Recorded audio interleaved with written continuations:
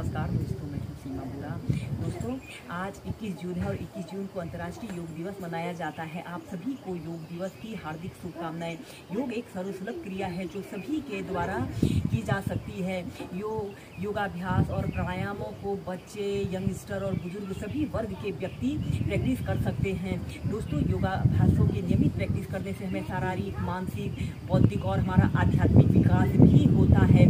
आज हम आपको कुछ सिंपल से योगाभ्यास बताएंगे जिन इन अभ्यासों को सभी वर्ग के व्यक्ति बहुत ही आसानी से प्रैक्टिस कर सकते हैं। आइए देखते हैं कि इन अभ्यासों को कैसे प्रैक्टिस किया जाता है।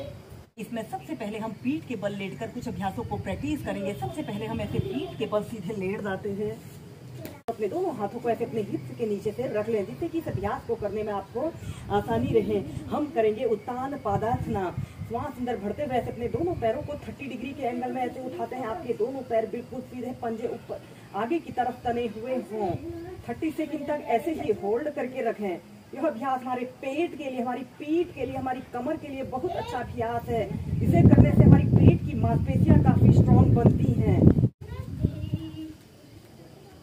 फिर नीचे ऐसे ही कम से कम 4 से 5 बार करें और फिर इसके बाद आपने श्वास अंदर भरते हुए अपने दोनों पैरों को 90 डिग्री के एंगल में ऐसे उठाइए और श्वास छोड़ते हुए नीचे ऐसे अपने हील को जमीन पर स्पर्श नहीं कराते हैं, जमीन से थोड़ा सा ऊपर को रखते हैं। श्वास अंदर भरते हुए ऊपर, श्वास छोड़ते हुए नीचे। ऐसे ही कम से कम आप इसे 15 से 20 बार श्वास प्रश्वास के साथ कीजिए। यह अभ्यास को करने से जिन लोगों को बेली फैट की शिकायत होती है या पेट से जुड़े कोई भी विकार होते हैं वह दूर होते हैं।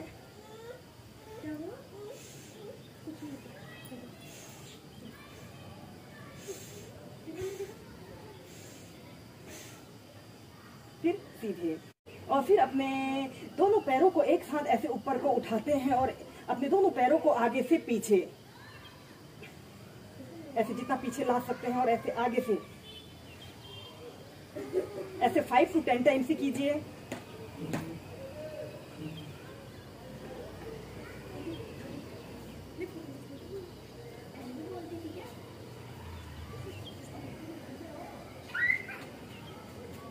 फिर इसके बाद विपरीत दिशा में ऐसे विपरीत दिशा में ऐसे 10 बार करें।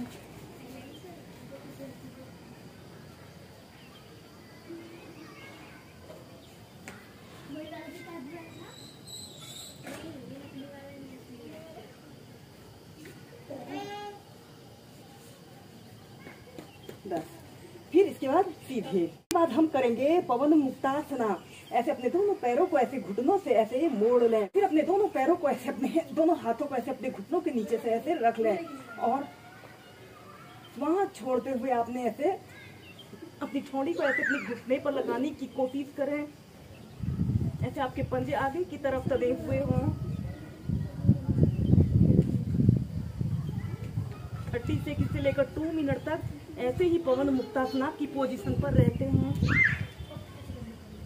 फिर सीधे हम करेंगे पादांगुष्ठा नासा स्पर्शासना। ऐसे ही सीधे लेट जाना है और अपने राइट पैर को ऐसे घुटने से ऐसे मोड़ लेते हैं और अपने दोनों हाथों से ऐसे अपने पैर के अंगूठे को पकड़ लेते हैं और श्वास छोड़ते हुए ऐसे अपने अंगूठे को ऐसे अपने नाक पर स्पर्श कराने की कोशिश करें। आपका दूसरा पैर बिल्कुल सीधा रहे और कम से कम 30 सेकंड से लेकर 2 मिनट तक ऐसे ही होल्ड करके रखते हैं। नॉर्मल ब्रीदिंग, यह स्ट्रेचिंग का एक बहुत अच्छा अभ्यास है।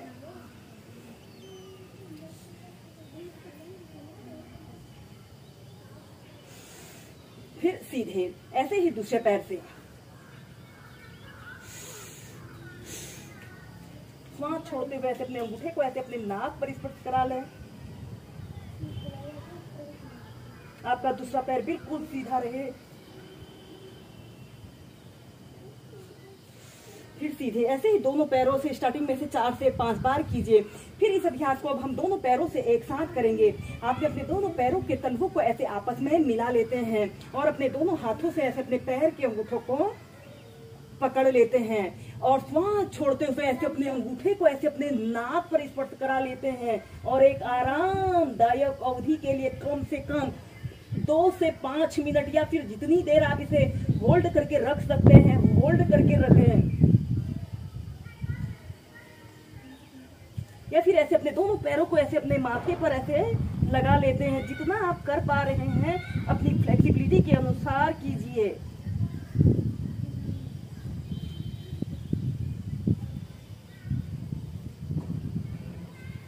और फिर सीधे ऐसे ही इस अभ्यास को आप 2 से 3 बार करें। दोस्तों इसके बाद हम करेंगे सूर्य नमस्कार। सूर्य नमस्कार को सर्वांगीण व्यायाम भी कहा जाता है। इस अभ्यास को करने के लिए सबसे पहले हम ऐसे ही समस्थिति में सीधे खड़े हो जाते हैं और अपने दोनों हाथों को ऐसे कंधों के पार्श्व भागों में ऐसे ले जाते हैं, हथेलियां ऊपर की तरफ ले जाते हैं और ऐसे अपने दोनों हाथों को प्रणाम मुद्रा बनाकर ऐसे अपने छाती के मध्य में ऐसे रख लेते हैं और कुछ देर ऐसे ही रुकें।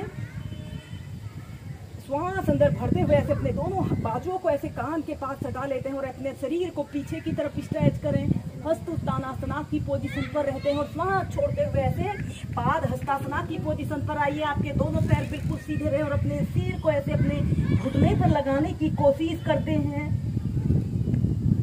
और फिर इसके बाद अपने राइट पैर को ऐसे आगे की तरफ रखते हुए अपने दूसरे पैर को बिल्कुल सीधा करें और अपने शरीर को पीछे की तरफ स्ट्रेच करते हैं। अश्व संचालन आसन की पोजीशन पर आते हैं। श्वास छोड़ते हुए आपने पर्वत आसन की पोजीशन पर आना है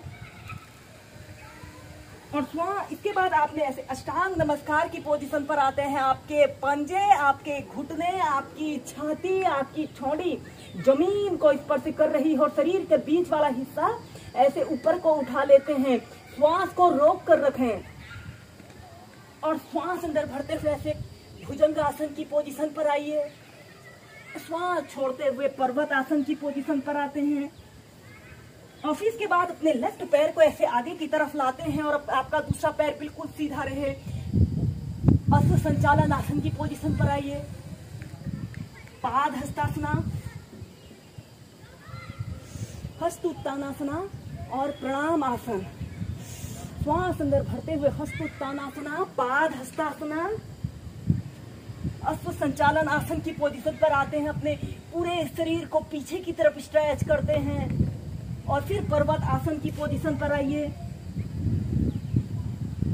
और फिर अष्टांग नमस्कार। श्वास अंदर भरते हुए भुजंगासन और श्वास छोड़ते हुए पर्वत आसन। फिर अपने लेफ्ट पैर को ऐसे आगे करते हुए अश्व संचालन आसन की पोजीशन पर आइए। श्वास छोड़ते हुए पाद हस्तासना, श्वास अंदर भरते हुए हस्तोत्तानासना और फिर प्रणाम आसन। ऐसे ही इसे आप पहले मध्यम गति के साथ प्रैक्टिस करें और फिर तीव्रता से और लंबे गहरे श्वास प्रश्वास के साथ कीजिए।